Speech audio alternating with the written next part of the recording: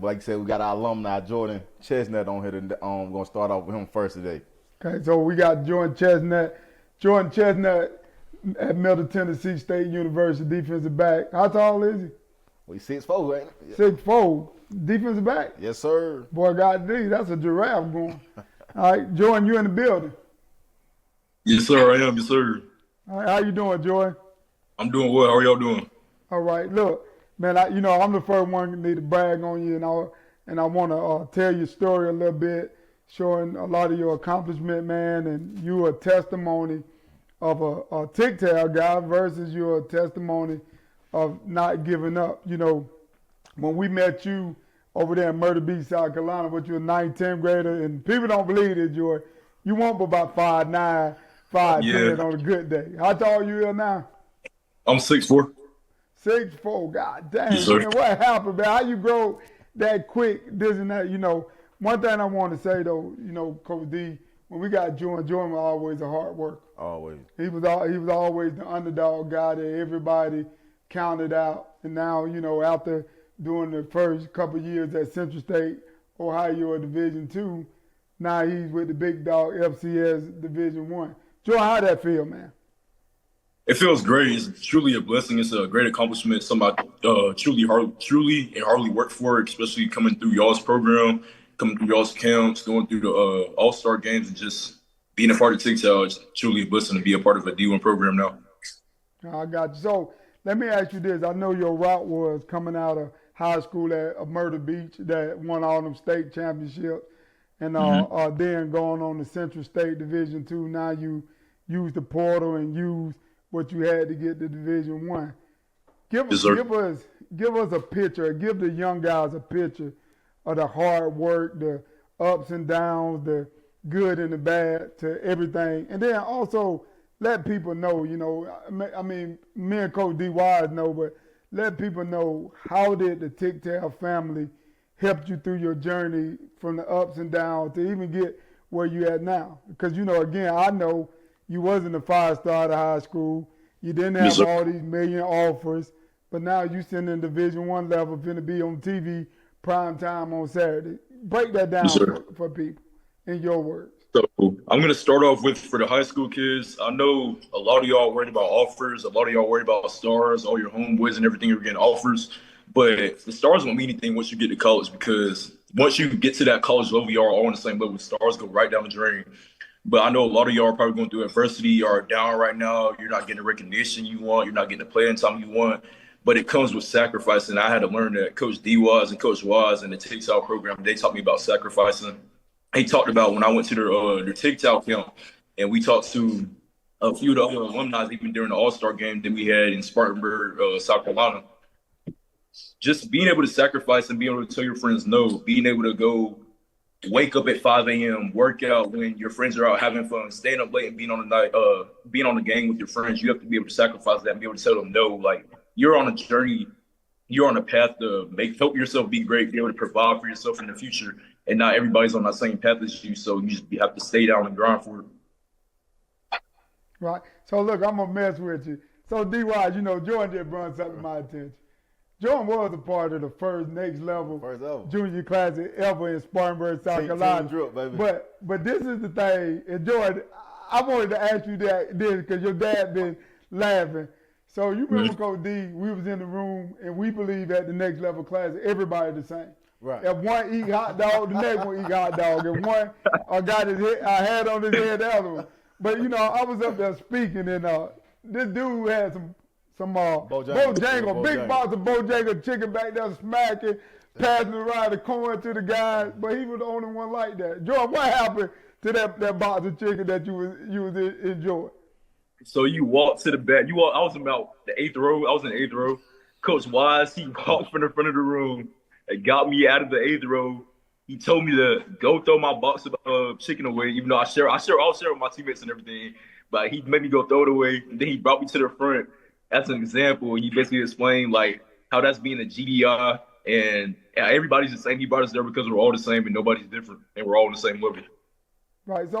So by saying that, so when we talk about you on the college level now, do that memory stick in your head when y'all in a meeting, or did that help you understand that team is one bonded, nobody is better than the other one? And what did you learn from that experience, or did you think Coach Wild was just being a dog because he didn't want you to have a box of chicken? Be honest with you, I wanted a box of chicken myself, but you were giving the corn away, and that's what I wanted. No, but basically, there's no, like you learn growing up from your coaches, from your parents, and everybody else, there's no I in team. So it's always putting your team first. Yeah, you're out there to get your own stats. Yeah, you're out there to give yourself exposure, but it's all about the team first. If your team can't succeed, you can't succeed. And it's just about being able to have a team bond and all be on the same level and be able to communicate with each other. Something I want to add, you speaking of the next level junior class, and Jordan, you can speak on this yourself too, man. I remember when we first met you, we had View Day. I mean, we had virtual workouts going on because we was in COVID. And so, like I said, we met a 5'9", 5'10" young man. Then we came down there to Myrtle Beach, Spartanburg, did them showcases that you came to, and you was still going as a player, man. And so, but what a lot of people don't understand about you, Jordan, you got most of your varsity reps through the next level junior class. Your first varsity reps, because that year you guys didn't have football a full season that year. Remember? Yes, sir. So, what I want you to explain to me, Jordan, how much did the next level junior class change you as a player in your development off the field and on the field, taking what you learned from the classic and take it back to your high school and the things that you learned? Did that make you a better player? Did it enhance you? What did it do for you personally? What did the classic really do? I can say for the classic, being a part of the classic, it really helped me grow up as a man, like being able to be independent. When you go to that camp, when you go to the All-Star game, whatever you choose to go to, if you're invited to the All-Star game, they truly teach you what it's like to be a college player. As a junior, if you're a sophomore in high school, a junior in high school, a senior in high school, they truly teach you what it's like to be a college player. They have you waking up early. They have you going through meetings. They have you going through installs with the coaches, whoever your coaches are and everything.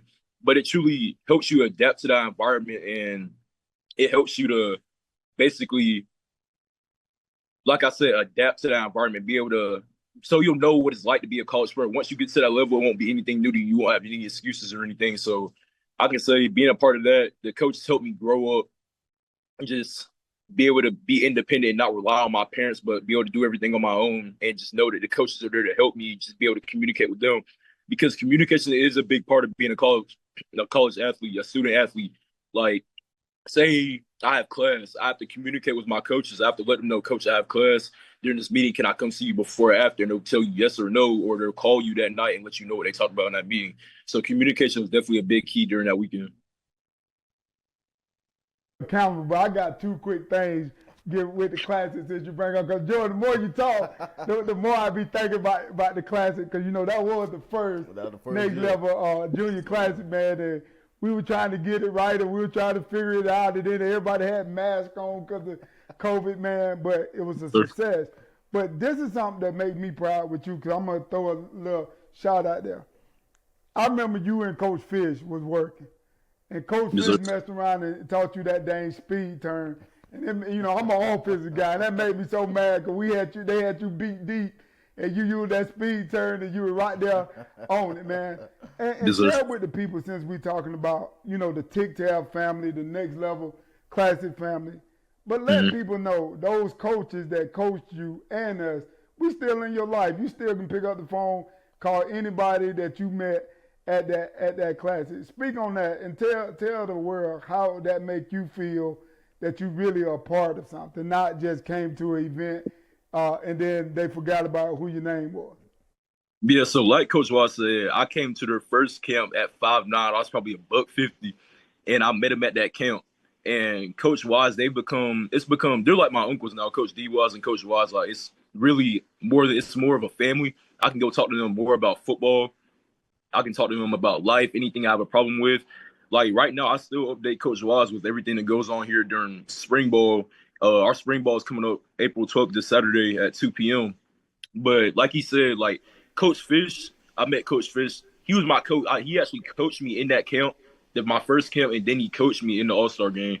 When I committed to Middle Tennessee and I wanted to learn more about the scheme and everything, he actually knows one of the coaches up here, so I was able to call him and talk to him and kind of get, like, the inside scoop on what I should be prepared for. And even Coach KB, he was one of my coaches during the camp during my sophomore year. I still talk to Coach KB. Like, I talk to him probably once or twice a week. I still call him like, Coach, how does this rep look? Coach, is there any drills I can do to better myself? Like, when the coaches ask from Middle Tennessee, where they asked for some of the drills to see some of my speed turns and my breaks, like Coach KB was the first coach I called. Coach, what drills should I do to help open their eyes to let them see what type of player they're about to get? And he basically helped me with that. So I can definitely still call any of these coaches to this day. I can text them at any time of the night, any time of the day, and they'll hit me right back. So it's really more of a family. They're more family integrated. It's not all about the football, but they put you first. They put you and what they think you can do. They put your skill set first, and they're just all about the kids and just helping them produce. Right. Well, I got one or two other things there. I'm going to let Coach D. Wise go on. But Joy, Coach D. Wise said you his boy, but tell you know who boy you really is, Joy. But I just let him do what he want to do. But I want to go a little deeper with you, man, a little deeper on something, because I think your true story, Jordan, is one that a lot of these young cats need to know. I think it's guys like you that a lot of these student athletes today need to understand the journey, understand the ups, the downs. So I'm going to put some of your personal business out here. Don't get mad at me. But I remember, coming out of high school, you didn't have the offer you wanted, and we were trying to get the walk-on deal with Western Carolina, and me and your mama got on the phone, and I act like I was your daddy, and that fell through. Then, Central State came by, and they gave you the opportunity. And what people don't know, how far that was from Myrtle Beach to Central State, well, they were driving, 16 hours, 15 hours? So that was it was like 11, 12 hours away from home. Right, so you left home in the sunny beach to go in the snow in Central State. But this is what, not mean to put all your business out here, but I need these kids, these parents, and people to understand what you went through and how strong your mind was, and how we have to keep you up, down. You have to talk to people, because to me, that is the depression for student athletes. Now, because I know so much about you, Jordan, I don't mean to put your business out there, but you got to Central State, what we start smelling yourself, forgot mama couldn't call the counselors and the principal, and you went from a 3.9 to a 1 point what? 1.3. 3 that you had to sit out a football year. But then what made me feel good about a guy like you and knowing what we helped you do, instead of crying, I remember you called me, Coach, this and that, and I basically cussed you out, Jordan, like I do everybody else. But you rose to the occasion, because before you left Central State, you were back on the dean list. I commend you for that, because that was that going down that we taught you at the Classic, that everybody ain't nothing, to failure, to picking back up. Then now it makes me proud to know you over there at Middle Tennessee now, doing your thing, fighting for you a starting position. But nobody don't know the backside to the story. Nobody don't know what we say, the process to you guys. Everybody think it's lovely. Everybody think, oh man, I just go to college and it's just all peaches and cream. Can you explain that, or your true feelings? Or again, I'm asking you to talk to that young student athlete that people say you ain't gonna make. Even Jordan, I want to go back to this. When you ran track at Myrtle Beach and you fell on the hurdles and got up and still won the race, that determination. Yeah. So let these guys know, man, you went through the process. It ain't nothing gave to you easy, man, and I want them to know that. I don't want them to think it's peaches and cream, because it's not. It's a journey. Can you elaborate from your mindset on that a little bit? Yes, sir, I can. So I'm going to let y'all know, life, you're going to face adversity. Football, you're going to face adversity. Classroom, you're going to face adversity. You're always going to face adversity no matter what. It's just about the time and the place, about when it's your time to face it. But I can say I did go through adversity in high school. Like Coach Ross said, I didn't have the offers I wanted.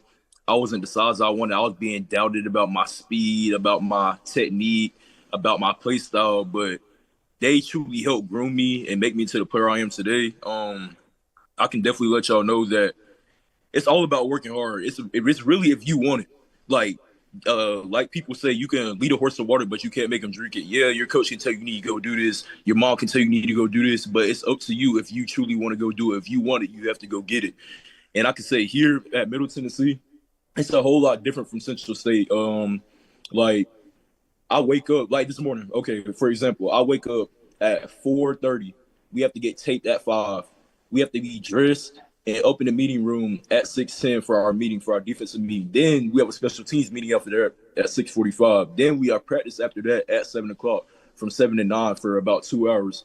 And then after that, you have treatment again after that. You go to breakfast, then you have class, and then you have meetings later in the day. Like, I'll let Coach D Wise know the reason I was a little late. I was getting out of a defensive meeting.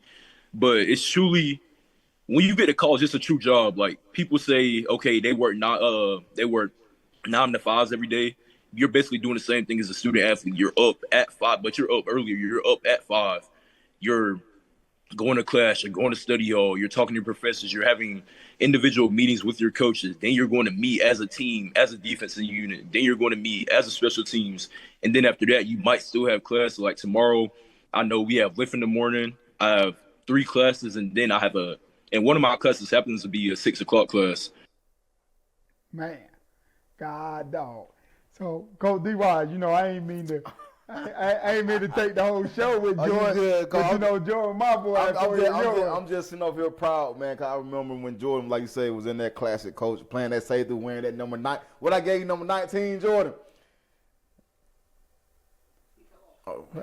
But, again, Jordan had a little technical difficulty. And Coach D-Wise, I ain't mean to take the whole deal with Jordan, but, man, I'm proud of that young man. Definitely. 100%, because, my thing was getting across to him, tell your true story. Correct. Tell who you really is. Right. Don't tell these student athletes out here today the stuff they want to hear. Tell them the grind. Correct. It's a grind. I like what he said, man. It's a full-time job. Right. Because, I was going to ask him, when you got time for the girls, bro? Because you tell, hey, go, he back. He got the technical difficulty. But, hey, Jordan, I'm going to let Coach D. Wise go at you a little bit before we let you go, man. We know you busy. Okay. I was just telling Coach Wise, man, I remember when you were playing that safety for us, when that number, I gave you number 19 that year. Yes, sir.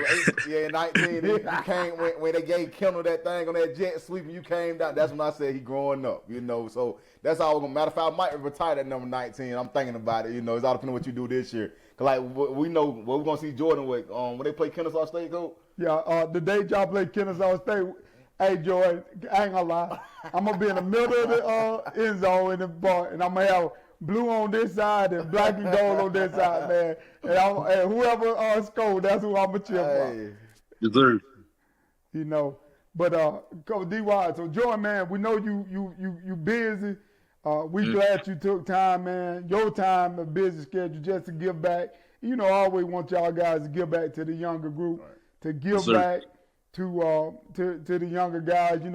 We planning on coming down to Murfreesboro on your spring game to check you out, man. From us, Coach D-Wise and me, we proud. And I can tell you, the whole Tic-Tac Next Level classic family, from the players to the coaches to the water boards to Miss Jacinta that set y'all up with y'all mama was doing when I was dogging y'all doing the class, man. We proud of you, man. We proud. I appreciate it. Thank you. I appreciate y'all.